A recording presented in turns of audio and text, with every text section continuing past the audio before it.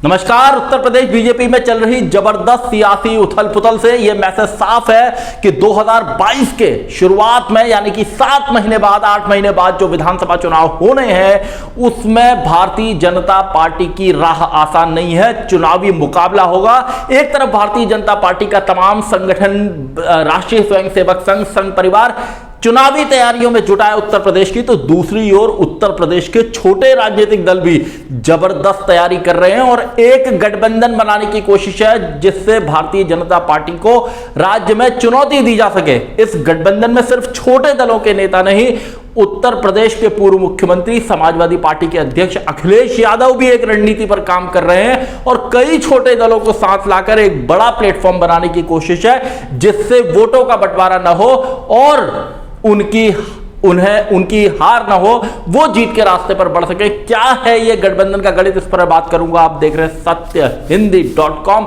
Appeal मेरी आपसे वही है, कॉर्पोरेट मीडिया के मुकाबले आजाद पत्रकारिता का समर्थन करें, सत्य हिंदी की सदस्यता योजना में शामिल हो। आर्थिक भुगतान का लिंक हमने डिस्क्रिप्शन में दिया हुआ है। भागीदारी संकल्प मोर्चा यानी कि उत्तर प्रदेश के पूर्व कैबिनेट मंत्री ओम प्रकाश राजभर ने जिस मोर्चे को बनाया, उनका आज एक बयान सामने आया। उन्होंने कहा कि जो भी भारतीय जनता पार्टी को हराना चाहता है वो हमारे साथ आए, हम भी उसके साथ जाने के लिए तैयार हैं, हम गठबंधन करने के लिए तैयार हैं। और यहां यह बात समझने वाली होगी कि ओम प्रकाश राजभर पिछले 2 साल से इस संकल्प मोर्चा में तमाम छोटे दलों को जोड़ने के काम में जुटे हुए थे और लगभग उन्होंने इसका एक खाका उत्तर प्रदेश के अंदर बुन लिया है। राजभर खुद पिछड़ों में भी जो अति पिछड़े हैं उनकी आवाज को बुलंद तरीके से उठाते रहते हैं, तीखे तेवर हैं इनके। और जब ये उत्तर प्रदेश की सरकार में मंत्री थे तब इन्होंने आरक्षण के बंटवारे को लेकर, जो 27% आरक्षण है ओबीसी का, उसके बंटवारे को लेकर आवाज उठाई थी, कई मुद्दे उठाए थे और उसके बाद ये योगी सरकार से बाहर निकल कर आ गए थे। तो अब जब 2022 का चुनाव सामने है तो ओम प्रकाश राजभर ने कई छोटी पार्टियों का जो एक गठबंधन बनाया, इसके साथ ही दूसरी ओर अखिलेश यादव भी अपनी सियासी तैयारी कर रहे हैं जिसमें उन्होंने जो उनका पश्चिमी उत्तर प्रदेश में राष्ट्रीय लोकदल के साथ गठबंधन है वहां वो भीम आर्मी को जोड़ने की कोशिश में जुटे हैं। और जब यहां राजभर का बयान आता है ओम प्रकाश राजभर का कि हम उस दल के साथ गठबंधन के लिए तैयार हैं जो बीजेपी को हराने चाहता है, वो साथ आए, तो अगर अखिलेश यादव के साथ ये जो छोटी पार्टियां हैं जिसमें भागीदारी संकल्प मोर्चे में सुहेलदेव भारतीय समाज पार्टी है जिसके ओम प्रकाश राजभर अध्यक्ष हैं, या इसके अलावा जो अपना दल कृष्णा पटेल वाला अपना दल है, या जो बाबू सिंह कुशवाहा की पार्टी है जन अधिकार पार्टी, ये दल भी अगर साथ आते हैं तो वोटों का बंटवारा निश्चित रूप से इससे रुकेगा। और अखिलेश यादव भी इस बात को जानते हैं कि अगर उत्तर प्रदेश में भारतीय जनता पार्टी को रोकना है तो एक बड़े गठबंधन की जरूरत होगी। और अखिलेश हमेशा से आप देखें पिछला कुछ वक्त तो वो गठबंधन की हिमायत करते रहे हैं। 2017 के विधानसभा चुनाव में उन्होंने कांग्रेस के साथ गठबंधन करके मैदान में उतरे थे, तब अखिलेश और राहुल यादव की जोड़ी को लेकर काफी सियासी चर्चा होती थी। और 2019 के लोकसभा चुनाव में भी उन्होंने धुर विरोधी मानी जाने वाली बीएसपी की प्रमुख मायावती के साथ गठबंधन किया और सियासी मैदान में ताल ठोकी। अगर ये बीएसपी एसपी आरएलडी वाला गठबंधन 2022 तक जारी रहता और इसमें कुछ छोटे दलों को जोड़ा जाता तो निश्चित रूप से हालात कुछ दूसरे होते। लेकिन लोकसभा चुनाव के बाद मायावती ने इस गठबंधन से कुछ कारण बताते हुए किनारा कर लिया। अब जो सियासी सूरत है उसमें अखिलेश यादव एक बार फिर से तमाम छोटे दलों को जोड़ने के काम में भी जुटे हुए हैं और दूसरी ओर जो भागीदारी संकल्प मोर्चा है ये भी लगातार लोगों को जोड़ रहा है। तो इनकी जो गणित है, चाहे ओम प्रकाश राजभर की गणित हो या आपके अखिलेश यादव की गणित हो, तो इनकी जो गणित है, विशेषकर मैं ओम प्रकाश राजभर की कहूंगा, तो इनकी ओबीसी प्लस दलित प्लस मुस्लिम कम्युनिटी को जोड़ने की कोशिश है। और ये भागीदारी जो संकल्प मोर्चा है इसमें सुहेलदेव भारतीय समाज पार्टी के अलावा AIMIM यानी कि असदुद्दीन ओवैसी जो हैदराबाद के सांसद हैं उनकी पार्टी को भी अभी वो पार्टी भी इसमें शामिल है। तो उत्तर प्रदेश के अंदर जो ओबीसी की आबादी है वो 41% के आसपास है और दलितों की आबादी 20 से 21% के आसपास है और मुस्लिमों की आबादी भी 20% के आसपास है। तो 80-81% लगभग ये वोट बैंक बनता है। ऐसे हालात में अगर एक कोई ऐसा मोर्चा बनता है जो वोटों के बिखराव को रोक सके, तो उस स्थिति में ये भारतीय जनता पार्टी को चुनौती देने वाली स्थिति में होंगे। लेकिन यहां एक अहम सवाल है इसमें कि कांग्रेस प्लस बीएसपी की क्या भूमिका होगी, क्योंकि बीएसपी की सरकार कई बार राज्य में रही है और दलितों का एक बड़ा तबका मायावती जी को वोट देता है।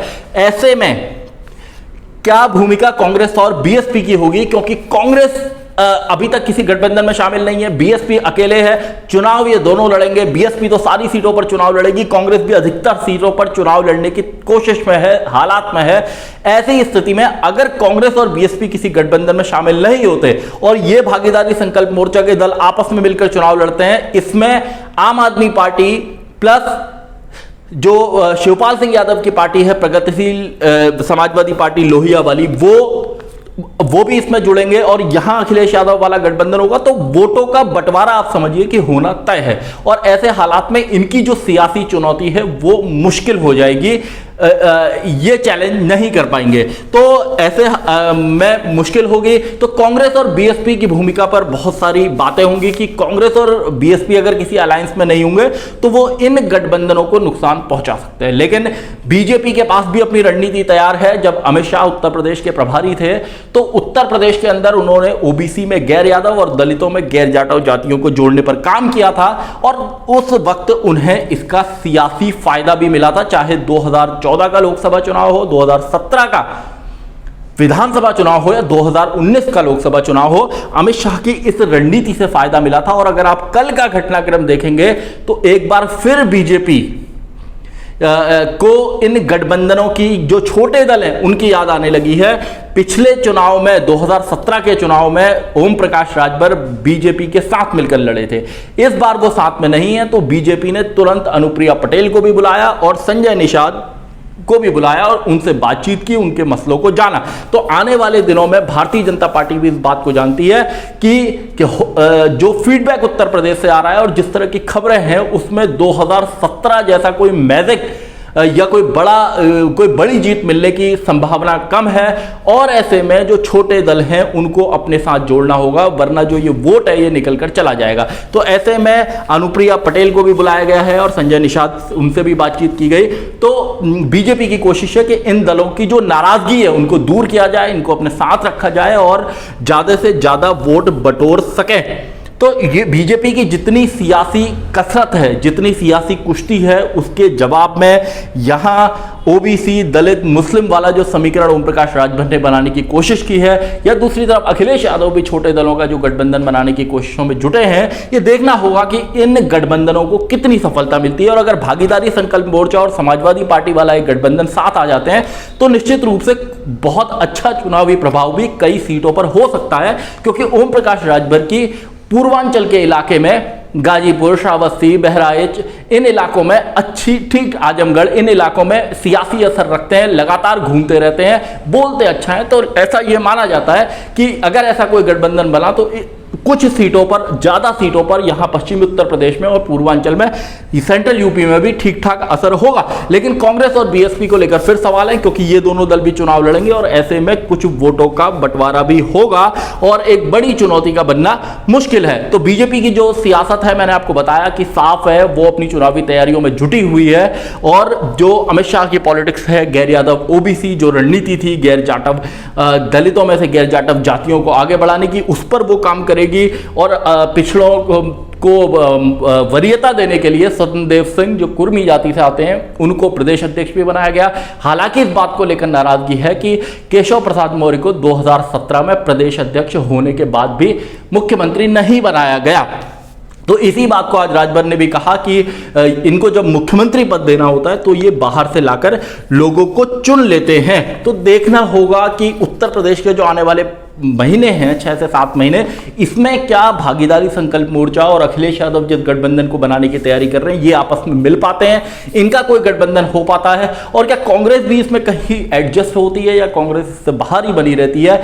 बीएसपी का लगभग तय है कि वो अकेले ही चुनाव लड़ेगी। तो ऐसे हालात में भारतीय जनता पार्टी को किस तरह की सियासी चुनौती मिलेगी और उसकी तरफ से इसका कैसे जवाब दिया जाएगा, क्योंकि अभी उत्तर प्रदेश में भारतीय जनता पार्टी को मंत्रिमंडल का विस्तार करना है, आयोगों में जो कई जगहों पर पद खाली है उनको भरना है, और इसमें तमाम उन जातियों के लोगों को वरीयता दी जाएगी जिनकी प्रदेश में सियासी अहमियत है। और आप देख रहे हैं कि उत्तर प्रदेश को लेकर सियासी चहल पहल जबरदस्त है। योगी आदित्यनाथ आज दिल्ली में थे, कल भी दिल्ली में थे, और तमाम बड़े नेताओं से उन्होंने मुलाकात की है। देखना होगा कि उत्तर प्रदेश में छोटे दलों का जो गठबंधन बनाने की ये सियासी कवायद है, सियासी कोशिश है, ये कितने सिरे चढ़ पाती है, कितना असर करती है, और क्या उत्तर प्रदेश में 2022 का विधानसभा चुनाव जबरदस्त टक्कर वाला देखने को मिलेगा, या जो ये दल है एक प्लेटफॉर्म नहीं बना पाएंगे तो निश्चित रूप से इन्हीं के सियासी वजूद या सियासी भविष्य के लिए मुश्किलें खड़ी।